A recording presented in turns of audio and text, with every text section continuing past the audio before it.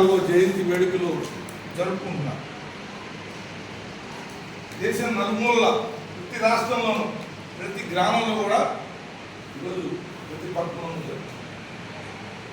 ఎందుకని మనం అర్థం చేసుకోవాల్సింది, 134 సంవత్సరాలు ఆయన జన్మించి 134 సంవత్సరాల తర్వాత దేశవ్యాప్తంగా ప్రపంచంలో ఆయన గురించి మనం మాట్లాడుకుంటున్నామంటే ఆయన ఎంత గొప్ప వ్యక్తి అయితే మాట్లాడుకుంటాం. అందరి గురించి మాట్లాడుకోం కదా. ఏమిటి ఆయన గొప్పతనం?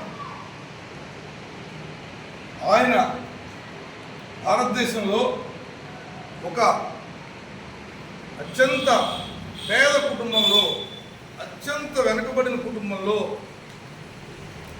అంటరాని తరానికి ఆ రోజు పెద్ద ఎత్తున ఒక పరిస్థితి ఉన్న నేపథ్యంలో జన్మించి భారతదేశంలోనే అందరికంటే అత్యున్నతమైన విద్యని, ఒక రకంగా చెప్పుకోవాలంటే డాక్టర్ బాబాసాహెబ్ భీమరావ్ అంబేద్కర్ అంత విద్యావంతుడు మన దేశంలో ఈనాటికి కూడా అన్ని క్వాలిఫికేషన్స్ కానీ, అంత మేధస్సు కానీ, అంత అవగాహన కానీ ఉన్న వ్యక్తి లేడని చెప్పాలి ఈరోజు కూడా.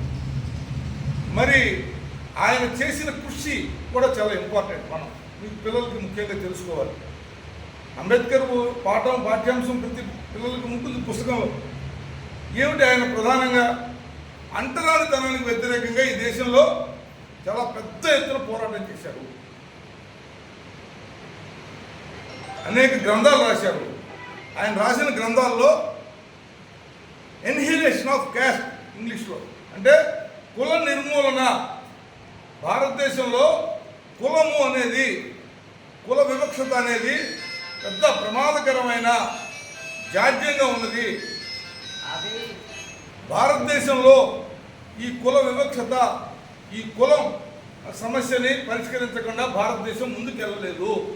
భారతదేశం ఇలాగే వెనకబడి ఉంటుందని ఆయన నమ్మి కుల వివక్షతకు వ్యతిరేకంగా, అంటరానితనానికి వ్యతిరేకంగా, కుల నిర్మూలన చేయాలని చేస్తే ఈ దేశంలో ఆ రోజుల్లోనే కొన్ని లక్షలాది కోట్లాది మంది ప్రజలు ఆయనకు మద్దతుగా అనేక ఉద్యమాలు చేసి పోరాటం చేసిన నేపథ్యంలో ఈరోజు ఆయన యొక్క ప్రాధాన్యత మనం చెప్పుకోవాలి.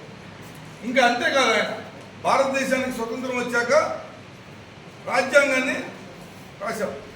రాజ్యాంగాన్ని రచించడంలోనూ రాజ్యాంగం ఒక పెద్ద కమిటీ వేసి దేశంలో మేధావులందరితో రాజ్యాంగం రాసినప్పుడు ఆ రాజ్యాంగం రాయడానికి ఏర్పడిన కమిటీకి ఆయన అధ్యక్షులుగా చైర్మన్ డ్రాఫ్టింగ్ కమిటీ అంటారు. అంటే డ్రాఫ్టింగ్ అంటే రాయటం. రాజ్యాంగం అంటే ఏంటి?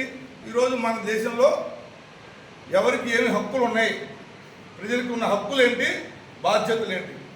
ప్రాథమిక హక్కుల గురించి చదువుకున్నారు మీరు సోషల్ సైన్స్లో. ప్రాథమిక హక్కులు ఏంటి, అలాగే ఆదేశ సూత్రాలు ఏంటి? రాజ్యాంగం ఈరోజు భారతదేశం వ్యవస్థ నడిపించే దాంట్లో కీలకమైన పాత్ర. కానీ ఈరోజు భారత రాజ్యాంగాన్ని పక్కకు తోసి మరలా ఆ అంటరానితనంతో కూడిన కుల వ్యవస్థని ముందుకు తీసుకురావడానికి దురదృష్టవశాత్తు ఈరోజు నరేంద్ర మోడీ నాయకత్వంలో ఉన్న ఆర్ఎస్ఎస్, బీజేపీ మతోన్మాద శక్తులు, వాళ్ళకి రాజ్యాంగం మీద నమ్మకం లేదు. మనుధర్మమే గొప్పదని చెప్తున్నారు. మనుధర్మం ఏం చెప్పింది? భారతదేశంలో చాతుర్వర్ణ వ్యవస్థని సృష్టించింది. అగ్రకులాలు, నిమ్న జాతులు, శూద్రులు, అగ్రకులాలు, 4 కులాలుగా దేశాన్ని, భారతదేశంలో కుల వ్యవస్థను నిర్మించారు. ఈ కుల వ్యవస్థ ఈరోజు భారతదేశం ముందుకెళ్లకుండా మనం చూస్తున్నాం. రాజకీయ వ్యవస్థ ఈ కులాన్ని ఏ విధంగా ఎక్స్ప్లాయిట్ చేసి రాజకీయంగా లబ్ధి పొందాలో చూస్తున్నారు. అలాగే మతం. అంబేద్కర్ గురించి ఈరోజు మాట్లాడుకునేటప్పుడు ఆయన నేను హిందువుగా చనిపోవడానికి ఇష్టపడట్లేదని ఆయన మనుధర్మాన్ని తగలబెట్టేసి, మనుధర్మ శాస్త్రాన్ని తగలబెట్టేశాడు. ఆయన తగలబెట్టే క్రమంలో కొన్ని లక్షల మంది ఆయన పక్కన ఉంటున్నారు. ఆ మనుధర్మ శాస్త్రము చాలా దుర్మార్గమైన వివక్షతో కూడిన శాస్త్రము.